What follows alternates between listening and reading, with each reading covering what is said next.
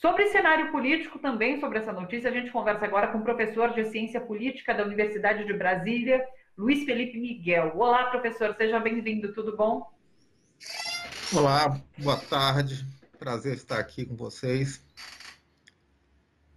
Prazer é nosso, É, professor. Eu queria que você começasse falando um pouquinho sobre essa decisão, então, da Justiça do Distrito Federal, que liberou a permanência desse grupo aí na esplanada dos ministérios, mesmo tendo a notícia de vinda da líder desse acampamento, de uma das lideranças desse acampamento, de que há pessoas armadas naquele local.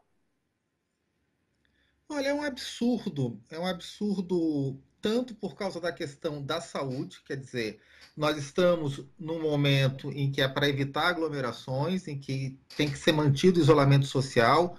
O Distrito Federal tem conseguido, na medida do possível, manter a situação sob razoável controle, apesar de tudo. Então, o primeiro motivo é esse, mas um outro motivo que é suficientemente grave é o fato de que nós temos um grupo político armado, quer dizer, a gente está tendo a formação de uma milícia política no Brasil, vinculada aos setores mais extremos do bolsonarismo, pessoas que têm não apenas então um discurso de intolerância, um discurso de agressividade, um discurso de recusa ao diálogo, mas que assumidamente estão armadas. Quer dizer, não é uma denúncia de que pessoas desse acampamento têm armas. É algo que é assumido por uma das principais lideranças desse movimento.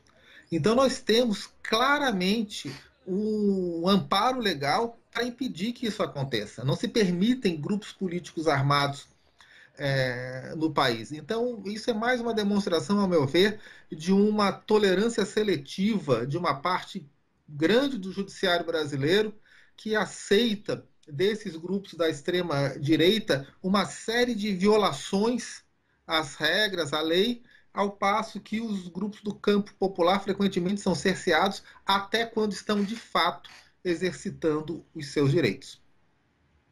Professor, a gente viu algumas imagens agora desse acampamento aí em Brasília, no caso, e a gente viu imagens da deputada Carla Zambelli ali no meio. Ontem mesmo a gente mostrou, inclusive, aqui no Bom para Todos, o vídeo de Bolsonaro saindo ali no cercadinho no Palácio do Alvorada, e essas pessoas estavam ali reunidas, e ele fala, vocês são a minha base, e eles fazem um grito de guerra, 300 pelo Brasil. Então, assim, há entendimento, todo mundo sabe quem é esse grupo. O Bolsonaro fala que faz parte da base dele, deputados auxiliam esse grupo. O que interpretar disso tudo? Eu acho que a gente está vivendo uma situação gravíssima em que a gente tem na presidência da República uma pessoa com as características do Bolsonaro, com o programa que a gente sabe que ele defende, que nunca teve nenhum tipo de compromisso com a democracia, com os direitos, com as liberdades, e essa pessoa, na presidência da República, está estimulando um tipo de radicalização política que tem, a meu ver, claramente o objetivo de eliminar o que resta do Estado democrático de direito no país. São muitos sinais. A gente vê uma agressividade verbal do presidente da República e das pessoas próximas a ele numa escalada nessas últimas semanas que é realmente assustadora. Quer dizer, ele tem utilizado um discurso cada vez mais belicoso. Hoje mesmo, ainda há pouco, ele falou para os empresários que ele está numa guerra contra os governadores do país. É curioso, porque a guerra não é contra a doença, a guerra não é contra a pandemia, a guerra é contra os governadores que estão adotando medidas de isolamento social.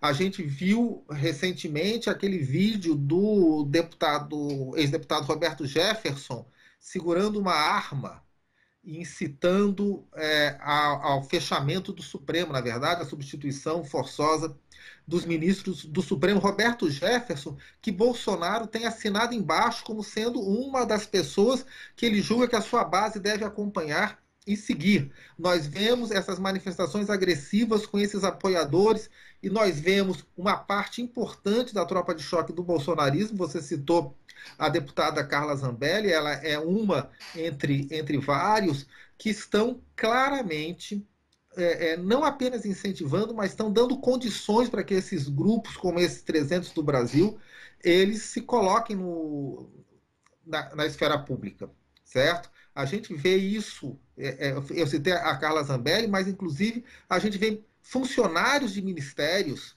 sendo pagos para fazer agitação política de extrema-direita, como a gente viu recentemente, funcionário da ministra Damares, que é responsável por agressões a profissionais de saúde, responsável por agressões a diplomatas chineses, e isso pago com dinheiro público. Quer dizer, então existe por parte do bolsonarismo, e isso se desvelou nessa crise de uma maneira absoluta, uma estratégia de ampliar a tensão ao ponto da violência política aberta. E isso é gravíssimo. Quer dizer, a gente já vive no Brasil há muito tempo num período de retrocesso, de perda de vigência real da Constituição Federal. A nossa democracia está seriamente abalada, ela foi atingida muito gravemente, tem sido atingida muito gravemente desde do golpe de 2016, e agora a gente tem a presidência da República trabalhando pelo confronto político num grau de violência extremado.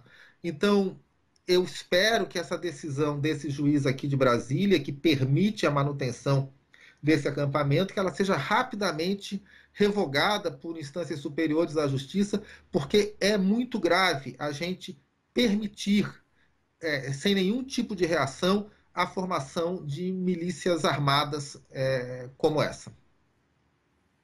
Professor, aonde vamos parar com essa escalada autoritária de Bolsonaro, caso nada seja feito? E o que pode ser feito?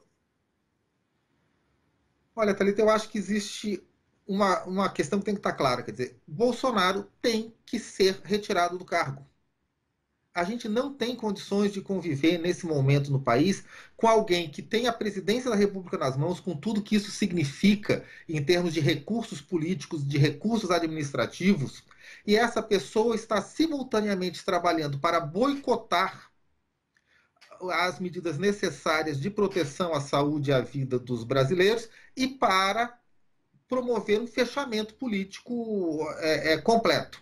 Ele tem agido de uma maneira deliberada no sentido de destruir o que resta da institucionalidade democrática no Brasil. E tem boicotado de uma maneira muito séria as medidas de contenção à pandemia.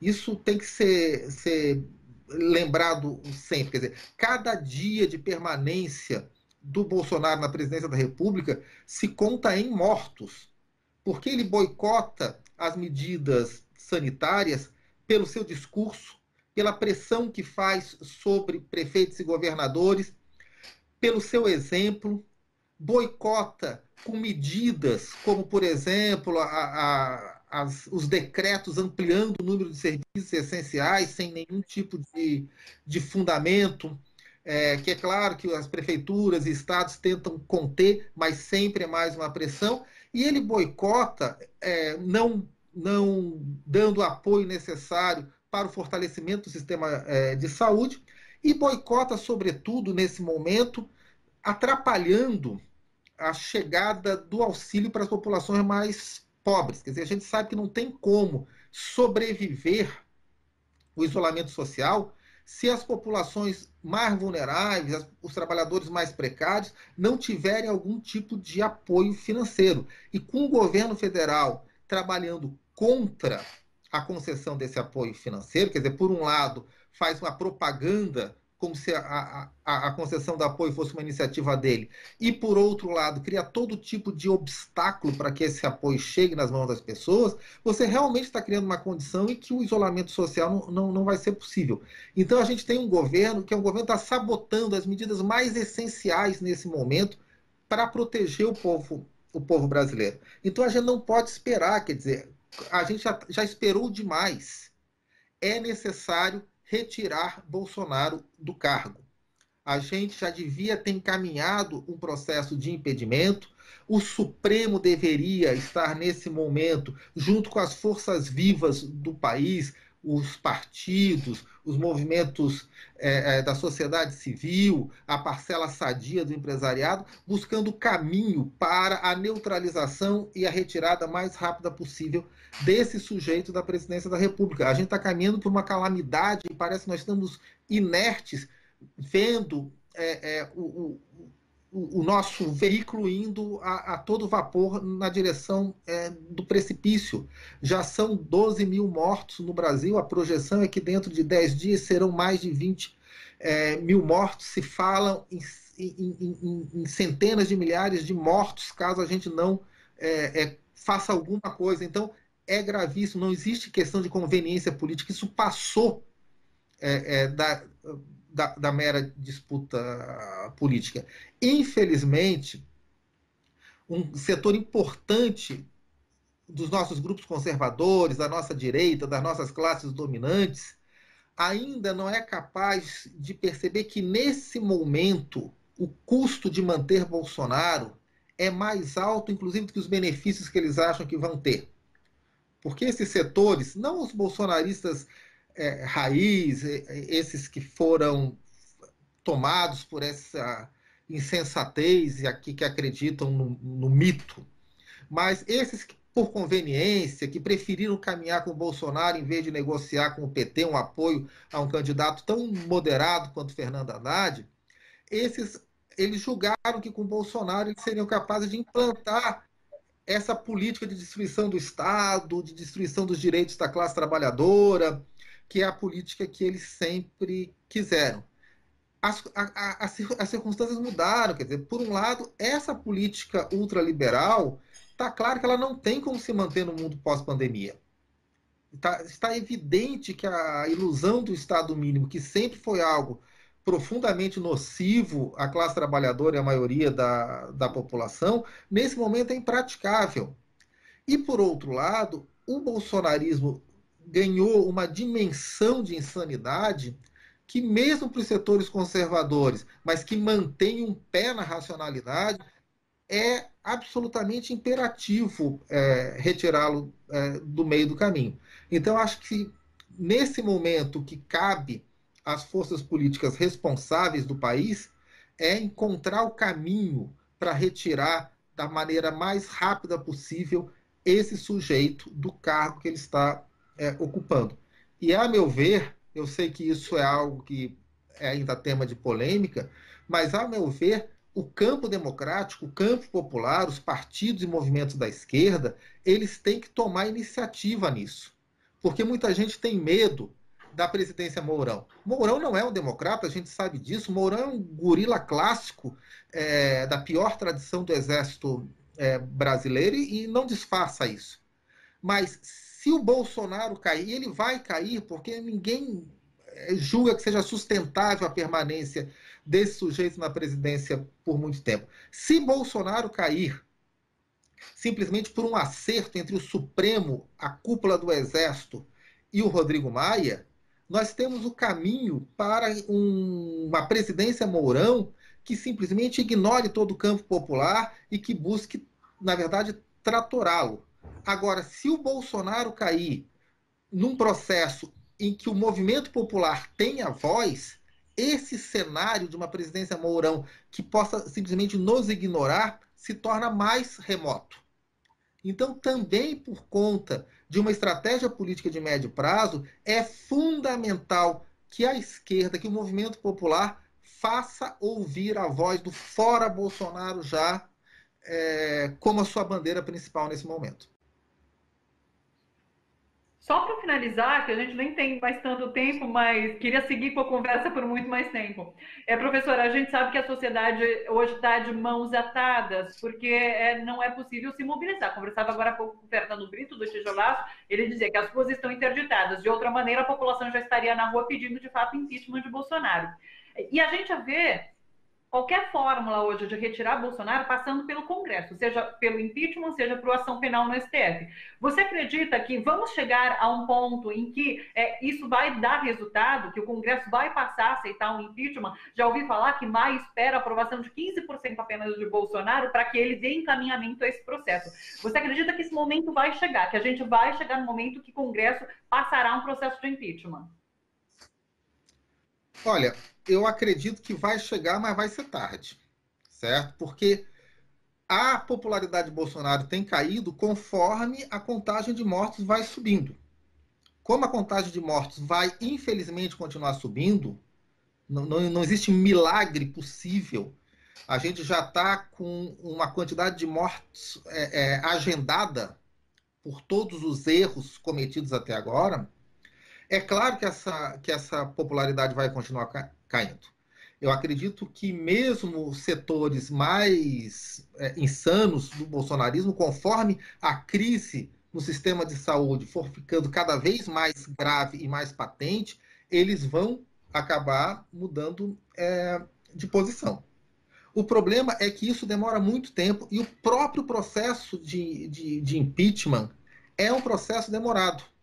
E esse tempo nós não temos.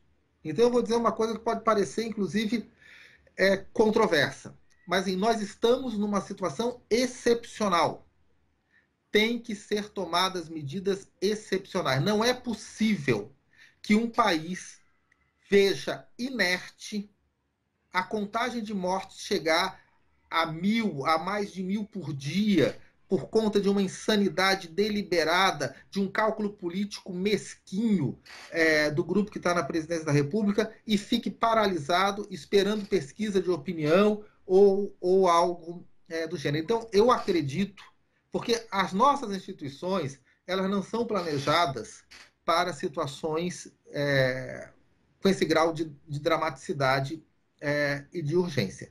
Então, é necessário buscar um mecanismo excepcional para afastar o Bolsonaro desde já, enquanto o processo de impeachment corre no Congresso. Chegou-se a falar, as pessoas às vezes achavam que era com brincadeira, de uma interdição do Bolsonaro, mas eu não tenho dúvida de que nesse momento seria necessário que entre o Supremo e a cúpula do Congresso, com o apoio das instituições da sociedade civil organizada, se buscasse um caminho para o afastamento imediato do Bolsonaro. Nós não temos tempo para esperar o rito, certo? Isso é uma coisa, porque é gravíssimo. É claro que a gente estaria numa situação de crise de saúde, independentemente do governo, mas ter um governo que trabalha contra as medidas que o consenso médico, o consenso científico, o bom senso e a experiência de outros países que começaram essa crise antes de nós mostram que são absolutamente indispensáveis, por conta de um cálculo político absolutamente mesquinho, isso exige medidas excepcionais. Eu acredito, só para concluir, que a nossa elite política ela está muito calma. Ela ainda está fazendo seus cálculos, pensando nos processos eleitorais, pensando nas conveniências políticas, pensando nas suas próprias disputas internas. Eu acho que ela não foi capaz de perceber de uma maneira que eu acho que a base já está percebendo a urgência do momento diante da gravidade absoluta da crise que nós estamos enfrentando. Professor Luiz Felipe Miguel, professor de Ciência Política da Universidade de Brasília, agradeço imensamente a sua participação aqui no Bom para Todos. Obrigado. Boa tarde a todos.